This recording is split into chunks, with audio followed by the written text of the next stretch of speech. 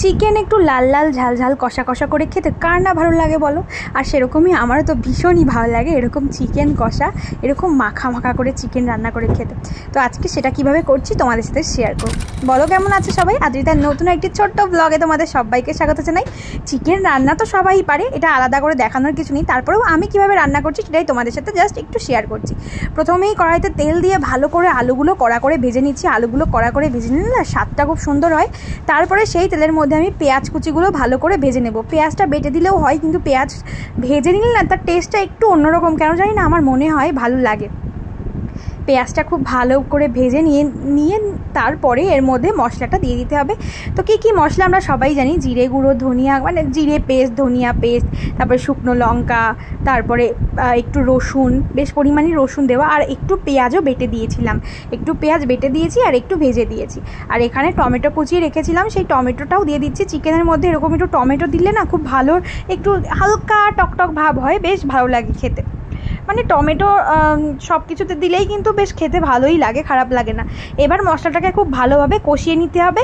কষানোর সময় কিন্তু পরিমাণ মতো নুন দিয়ে নিতে হবে। আমিও কষানোর সময় পরিমাণ মতো নুন দিয়ে নিয়েছিলাম, তাহলে টেস্টটা বেশ সুন্দর হয়। নুন দিয়ে ভালো করে নেড়েচেড়ে নিতে হবে, তার সাথে একটু হলুদ দিয়েছিলাম। এবার চলো ভালো করে মশলাটা কষিয়ে নেওয়ার পালা, যতক্ষণ না তেলটা ছেড়ে দিচ্ছে। এবার চিকেনগুলোকে নিয়ে ওই কষানো মশলার মধ্যে দিয়ে দিতে হবে, দিয়ে চিকেনের সাথে ভালো করে আরও কষিয়ে নিতে হবে। দেখো হালকা হালকা তেল বেরিয়ে এসছে, মশলাটা হালকা ভাজা হয়ে গেলে চিকেনগুলো দিয়ে ভালো করে নেড়েচেড়ে নিচ্ছিলাম। চিকেনটা থেকে না বেশ জল বেরিয়েছে, তো সেই কারণে ভালো করে নেড়েচেড়ে চিকেনটার সাথে মশলাটাকে খুব ভালোভাবে কষিয়ে নিতে হবে।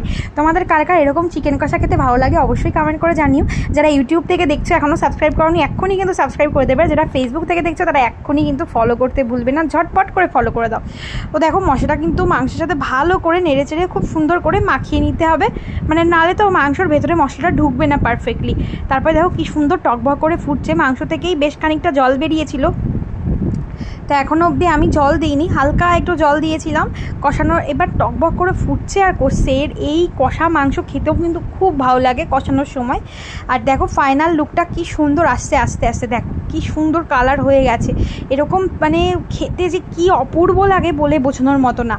এবার যে ওই আলুটা করে রেখেছিলাম, ভেজে রেখেছিলাম, সেই আলুটা এর মধ্যে দিয়ে দিতে হবে। চলো আলুগুলো এর মধ্যে দিয়ে আলুর সাথে ভালো করে নেড়েচেড়ে নিই।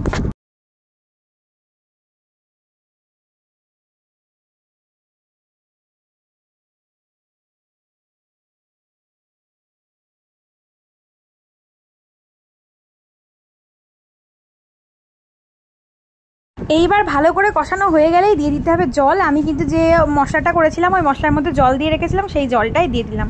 মানে মাংসটা তো সিদ্ধ হতে হবে, সেই কারণে সেদ্ধ করার জন্যই আর কি যে পরিমাণ জল লাগে, একটু কমই জল দিয়েছি, মানে একটু কষা কষাই রাখবো। আর তারপরে নামানোর আগে দিয়েছিলাম গরম মশলার গুঁড়ো। সানরাইজের এই গরম মশলার গুঁড়োটা কিন্তু দিলে খুব সুন্দর টেস্ট হয়। তোমাদের কার কার আমার ভিডিও ভালো লাগে অবশ্যই কমেন্ট করে জানিও। যারা এখনও ফলো করনি ফেসবুক থেকে ফলো করে দিও, আর যারা ইউটিউব থেকে সাবস্ক্রাইব করনি এক্ষুনি কিন্তু সাবস্ক্রাইব করে দেবে। তো ফাইনালি দেখো আজকে আমার রান্নাটা কমপ্লিট হয়ে গেছে। আর এরকম লাল লাল ঝাল ঝাল মাংস খেতে আহা হা সেই স্বাদ লাগে। গরম ধোয়া ওঠা ভাতের সাথে এরকম মাংস আর কিছু লাগেই না, জাস্ট দারুণ কম্বিনেশন। এরকম মাংস হলে কিন্তু এক থাল ভাত খাওয়া হয়ে যায়, আর কিছুই লাগে না। তো দেখো এবার কড়াই থেকে নামিয়ে ফেলেছি, আর এটার ফাইনাল লুকটা দেখো কেমন হয়েছে। ফাইনাল লুকটা অবশ্যই কমেন্ট করে জানিও। থ্যাংক ইউ সো মাচ যারা শেষ অবধি ভিডিওটা দেখলে। সবাই ভালো থেকো, সবাইকে টাটা।